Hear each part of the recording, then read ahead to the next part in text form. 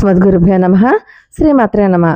మనం చూడండి, ఏదైనా శుభకార్యాలు చేయాలి అంటే మంచి ముహూర్తం పెట్టుకుంటాం. కానీ కొన్ని రోజుల్లో ఏ రకమైనటువంటి శుభకార్యాలు చేయరు. ముహూర్తాలు లేవండి అంటారు. అంటే అప్పుడు గ్రహాలు అనుకూలంగా లేవు అన్నమాట. అటువంటి గ్రహాలు అనుకూలంగా లేని సమయాన్నే మూఢం లేకపోతే మౌఢ్యమి అంటారు. అయితే ఈ సంవత్సరం మార్చి నెలలో శుక్రమౌఢ్యమి ఏర్పడబోతోంది. మార్చి 18 నుంచి 28వ తారీఖు దాకా శుక్రమూఢమి వచ్చింది. సుమారు 11 రోజుల పాటు మంచి రోజులు లేవు అనే చెప్పాలి. మరి ఇటువంటి మూఢం ఉన్నటువంటి సమయంలో శుభకార్యాలను అస్సలు చేయనేకూడదు. అలాగే కొన్ని తప్పులను కూడా పొరపాటున చేయకూడదు. అసలు మూఢం ఎందుకొస్తుంది? మూఢం సమయంలో శుభకార్యాలు ఎందుకు చేయకూడదు? ఈ సమయంలో ఏ పనులు చెయ్యాలి? ఏ పనులు చేయకూడదు? అలాగే ఎవరికైనా మూఢంలో ఏదైనా పనులు చేస్తే ఎటువంటి దుష్ఫలితాలు కలుగుతాయి? లేకపోతే ఈ మూఢమిని ఎవరైనా అసలు పట్టించుకుంటారా? మూఢంలో ఉన్నటువంటి రకాలేంటి? ఇవన్నీ కూడా మనం ఈ వీడియోలో తెలుసుకుందాం. మౌఢ్యమి సాధారణంగా శుక్రమౌఢ్యమి, గురుమౌఢ్యమి అని 2 రకాలుగా ఉంటాయి. మూఢమి అన్న, మౌఢ్యమి అన్న ఒకటే. మార్చి నెలలో శుక్రమౌఢ్యం ఏర్పడబోతోంది 11 రోజుల పాటు అని చెప్పుకున్నాం కదా. అలాగే జూన్ 10వ తారీఖు నుంచి జూలై 8వ తేదీ దాకా, అంటే దాదాపుగా నెల రోజులు గురుమౌఢ్యమి ఏర్పడుతోంది.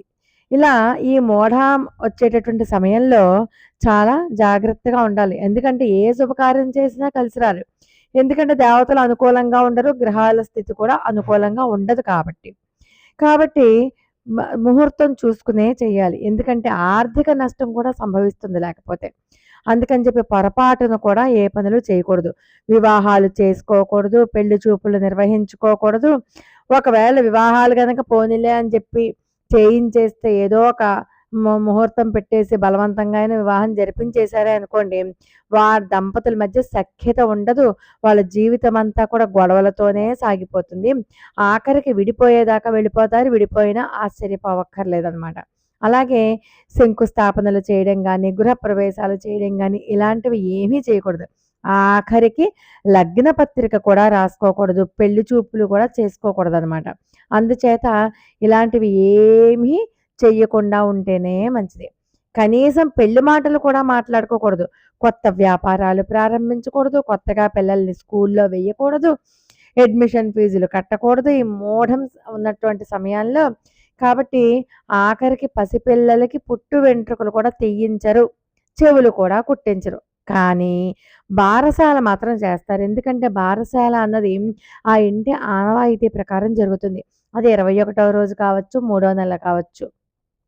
అప్పుడు మాత్రం మూఢమి అన్న సమస్య బారసాలకి కానీ, అన్నప్రాసనకి కానీ మూఢమి అన్నది చెల్లుబాటు అవ్వదనమాట. అప్పుడు ఆ ఇంటి ఆచారము పద్ధతి ప్రకారం చేసేసుకోవచ్చు. అలాగే ఎవరైనా అద్దె ఇళ్లల్లో ఉండేవాళ్ళు ఈ మూఢం ఈ రోజుల్లో అద్దె ఇల్లు కొత్త ఇంట్లోకి మారకండి. అలాగే ఒకసారి ఎలాగో పాలు పొంగించేసుకుందాం కదా అని చెప్పి కొత్త ఇంట్లో ముందుగా ఆదరా బాదరగా గృహప్రవేశం చేసేసుకుంటారు మంచి రోజులో. ఎలాగో చేసేసుకుందాం కదా, ఎప్పుడు వెళ్ళిపోయినా పర్వాలేదులే అని అనుకుని మూఢం ఉన్న రోజుల్లో ఇంటికి మాత్రం మారద్దు. అద్దె ఇల్లైనా మారద్దు, సొంత ఇల్లైనా మారద్దు. అందుకని మంచి ముహూర్తం చూసుకునే చేయండి. అలాగే ఈ మూఢంలో దేవునికి మొక్కులు కూడా తలనీలాలు సమర్పించడం, దేవుని యొక్క వ్రతం చేసుకోవడం, ఉపనయనాలు చేసుకోవడం, ఇంట్లో హోమాలు చేసుకుంటారు కదా, సుదర్శన హోమం అని, లలితా సహస్రనామ హోమం అని ఇలాంటివి చేయడం కూడా చేయకూడదు. అలాగే విగ్రహ ప్రతిష్టాపన కానీ, అంగరంగ వైభవంగా పుట్టినరోజులు సెలబ్రేట్ చేసుకుంటారు, పెళ్లి రోజులు సెలబ్రేట్ చేసుకుంటారు, అలాగే ఇంకేంటి షష్ఠి పూర్తి సెలబ్రేట్ చేసుకుంటారు. ఇలాంటివి ఏమీ కూడా ఈ శుక్రమౌఢ్యమి నాడు కానీ, గురుమౌఢ్యమి నాడు కానీ జరుపుకోకూడదు. అలాగే బావులు, చెరువులు అలాంటివి తవ్వనే కూడదు. ఆఖరికి మీరు ఇంట్లో బోర్ వేసుకోవాలన్నా కూడా ఆ బోర్ కూడా వేసుకోకూడదు. కొత్తగా వ్యాపారాలు ప్రారంభించకూడదు. వ్యాపారంలో ఉన్నటువంటి వ్యాపారానికి మనకు కొత్త వ్యాపారాలు ప్రారంభించకూడదు. వ్యాపారాల్లో పెట్టుబడులు పెట్టకూడదు. అలాగే ఇంట్లో ఉన్న బంగారాన్ని అవసరానికి, అంటే డబ్బులు కావాలి కాబట్టి లోన్ తీసుకుందామని చెప్పి బ్యాంకులో తాకట్టు కూడా పెట్టకూడదు. ఎప్పుడు ఈ శుక్రమౌఢ్యమి, గురుమౌఢ్యమి ఉన్న సమయాలలో. అలా చేస్తే ఇంట్లో ఉన్నటువంటి లక్ష్మీదేవి బయటికి వెళ్ళిపోతుందనమాట. మరి సామాన్యంగా దూర ప్రయాణాలు అవి చేస్తూ ఉంటారు. అలాంటివి పర్వాలేదు. ఇంటికి చిన్న చిన్న మరమ్మతులు ఏమైనా చేయాలి అంటే చేసుకోవచ్చు. అలాగే భూములు కొనడం, భూములు అమ్మడం, భూమికి సంబంధించిన పనులు చేసుకోవడానికి ఏమి ఇబ్బంది లేదు. అంతేగాని నూతనంగా గృహాలైతే కట్టుకోకూడదు, శంకుస్థాపనలు అవి చేయకూడదు. కానీ భూములకు స్థలాలు కొనుక్కోవచ్చు, స్థలాలు అమ్ముకోవచ్చు, అగ్రిమెంట్ కూడా చేసుకోవచ్చు. దానికి మూఢం పనిచేస్తుంది. మిగతా వాటికి దేనికి కూడా మూఢం పనిచేయదనమాట. అలాగే ఆల్రెడీ ఉద్యోగం వచ్చేసింది మీకు. ఉద్యోగంలో చేరాలి. నేను మూఢం అండి ఉద్యోగంలో చేరనండి అనకూడదు. ఉద్యోగంలో చేరిపోవచ్చు. అర్థమవుతుందా? అలాగే మామూలుగా మీరెప్పుడు కొనుక్కున్నట్టుగానే పుణ్యక్షేత్రాలకు వెళ్ళొచ్చు, దేవాలయాల్లో అన్నదానాలు చేయొచ్చు, దైవ కార్యాలు నిర్వహించుకోవచ్చు. శ్రీమంతం ఉందనుకోండి, అది ఫలానా సమయంలోనే చెయ్యాలని ఉంటుంది. ఆ సమయంలో మూఢమొస్తే ఎలా కుదురుతుంది? చెయ్యము అని అనకూడదు. శ్రీమంతం చేసుకోవచ్చు. అలాగే బారసాల, అన్నప్రాసన అవి చేసుకోవచ్చు. నవగ్రహ శాంతి హోమాలు కూడా చేయించుకోవచ్చు. అలాగే కానీ మూఢం నాడు గర్భిణీ స్త్రీలు కానీ, బాలింతలు కానీ ప్రయాణాలు చేయకూడదు. ఒకవేళ వాళ్ళు ప్రయాణాలు చేయాల్సి వస్తే నక్షత్రం చూసుకోండి. ఆ నక్షత్రము మిత్ర నక్షత్రం అయితే సరే, నక్షత్రాలు తెలియదు అనుకోండి మీకు. అశ్వని నక్షత్రం నాడు కానీ, రేవతి నక్షత్రం నాడు కానీ మీరు ప్రయాణాలు చేసుకోవచ్చు. ఎవరు? గర్భిణీ స్త్రీలు కానీ, బాలింత్రాలు కానీ. అసలు మూఢం అంటే ఏంటో చెప్పాం కదా! శుక్రగ్రహానికి శక్తి తగ్గిపోతే, అలాగే గురుగ్రహానికి శక్తి తగ్గిపోతే గురుమూఢమే. శుక్రగ్రహానికి శక్తి తగ్గిపోతే శుక్రమౌఢ్యమే అనమాట.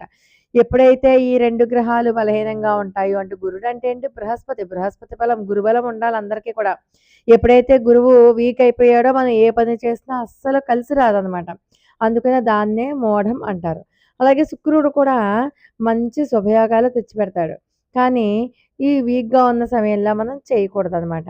అలాగే కొంతమందికి ఈ మౌఢ్యం, ఇప్పుడున్నటువంటి ఈ మూఢం మంచి పనులు చేసి పెడుతుంది. ఈ మూఢమి సమయంలో చేయవలసిన పనులే చేద్దాం, చేయకూడని పనులు చేయడం మానేద్దాం. లోకా సమస్త సుఖినో భవంతు. మరొక అద్భుతమైన వీడియోతో మళ్ళీ కలుసుకుందాం. అంతవరకు నమస్కారం.